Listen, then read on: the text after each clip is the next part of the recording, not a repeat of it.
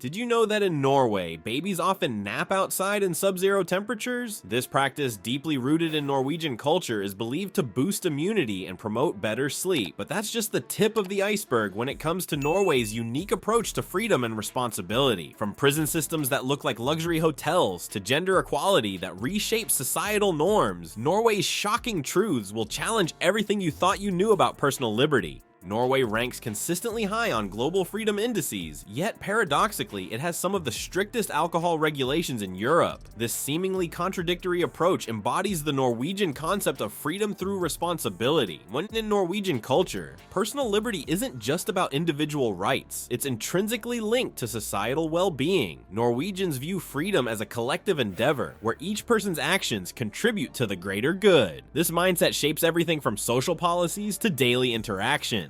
Consider how this plays out in practice. While Norwegians enjoy extensive personal freedoms, they also embrace high tax rates, strict environmental regulations, and comprehensive social welfare systems. These constraints, rather than being seen as limitations, are viewed as investments in societal health and stability. Norwegian sociologist Erik Allart describes this as having, loving, and being, a holistic approach to well-being that balances material needs, social relationships, and personal growth. This perspective challenges more individualistic definitions of freedom prevalent in some Western countries. The Norwegian approach extends to workplace culture as well. Employees often have flexible hours and generous vacation time, but there's an expectation of high productivity and engagement when at work. This balance fosters both personal autonomy and collective responsibility. In education, Norwegian schools emphasize critical thinking and collaborative problem solving from an early age. Students are encouraged to question authority and form independent opinions, but always within the context of social responsibility. This unique blend of freedom and responsibility contributes significantly to Norway's consistently high rankings in global quality of life indices. It fosters a society where personal liberty coexists with a strong sense of community and mutual support. You're hiking through a lush Norwegian forest when you come across a private property sign. In most places, this would mark the end of your journey, but in Norway, it's just the beginning. What if I told you that in this country, you have the right to roam almost anywhere you please? Welcome to the world of allemannsretten, or the right to roam. This centuries-old tradition, enshrined in Norwegian law, allows anyone to freely access and enjoy uncultivated land, regardless of who owns it. Imagine a Norwegian family setting up camp in a picturesque meadow, fishing in a nearby stream, or picking wild berries, all on someone else's property, and all perfectly legal. But with great freedom comes great responsibility. The right to roam isn't a free pass to do whatever you want. Visitors must respect the land, leaving no trace of their presence. You can't camp too close to buildings, light fires during dry seasons, or disturb livestock. It's a delicate balance between personal freedom and environmental stewardships. This unique right isn't just a quaint tradition, it's an integral part of Norwegian life and culture. Statistics show that a significant portion of Norwegians actively use this right, engaging in outdoor activities like hiking, camping, and fishing. It's not uncommon to see city dwellers escaping to the countryside on weekends, embracing nature as their playground. The right to roam has also become a cornerstone of Norway's tourism industry. Visitors flock to the country, drawn by the promise of unrestricted access to Norway's breathtaking landscapes. From fjords to mountains, forests to coastlines, the entire country becomes an open adventure park. However, this freedom isn't without its challenges. Some landowners worry about privacy infringement or environmental damage. There are ongoing discussions in Norway about balancing the right to roam with landowners' rights, highlighting the complexities of this legal framework. Yet, despite these challenges, allemannsretten remains a source of national pride. It reflects the deep connection Norwegians have with nature, viewing it not as a commodity to be owned, but as a shared resource to be enjoyed and protected by all. This mindset extends beyond just outdoor activities, shaping Norwegian attitudes towards personal freedom and collective responsibility in various aspects of life. As we step from Norway's open landscapes into its homes, we encounter a social structure that's just as free-spirited. In this nation, traditional marriage isn't the only path to family life. In fact, you might be surprised to learn just how many Norwegian couples are choosing a different way.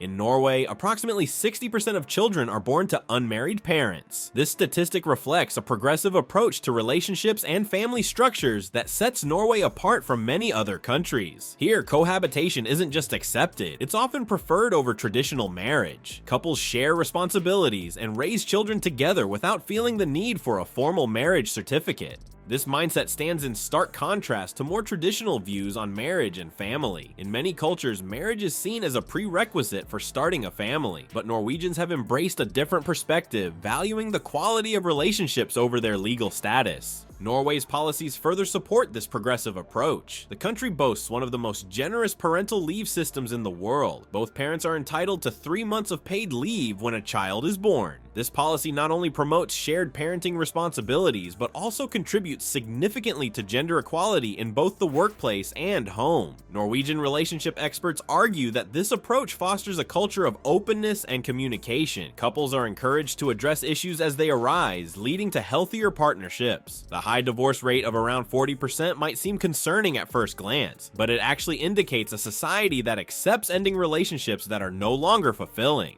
This freedom in relationships extends to education and professional life as well. Over half of university degrees in Norway are earned by women, showcasing a societal structure that supports gender equality. Women achieve high levels of education and professional independence, challenging traditional gender roles. The impact of this approach on overall happiness is significant. Couples report higher satisfaction when both partners are equally involved in parenting and household duties. This shared responsibility, combined with generous work-life balance policies, contributes to Norway's consistently high rankings in global happiness indices. Norway's prison system might make you do a double take. Picture a facility where inmates have private rooms with flat-screen TVs, and guards are more like mentors than wardens. Welcome to Halden Prison, often called the world's most humane correctional facility. This isn't a one-off anomaly, it's a reflection of Norway's unique approach to incarceration. In Norway, prisons aren't just about punishment, they're about rehabilitation. The country believes that treating inmates with dignity and providing them with opportunities for personal growth is the key to reducing crime. This philosophy stands in stark contrast to more punitive systems found in many other countries, where prisons often focus on retribution and isolation. Norwegian prisons offer a range of programs designed to prepare inmates for life after release. Education is a top priority, with many prisoners earning degrees while serving their sentences. Vocational training is also available, equipping inmates with practical skills they can use to find employment upon release. Even recreational activities like sports are seen as important tools for personal development and stress management. The results of this approach are hard to ignore. Norway boasts one of the world's lowest recidivism rates, with only 20% of released prisoners committing crimes again. This statistic is particularly impressive when compared to countries with more traditional prison systems, where recidivism rates can be as high as 50% or more. But Norway's prison system isn't without its critics. Some argue that the comfortable conditions might not adequately deter crime. There's a concern that such an environment could lead to a lack of accountability among inmates. However, supporters of the system argue that it's precisely this humane treatment that helps break the cycle of crime.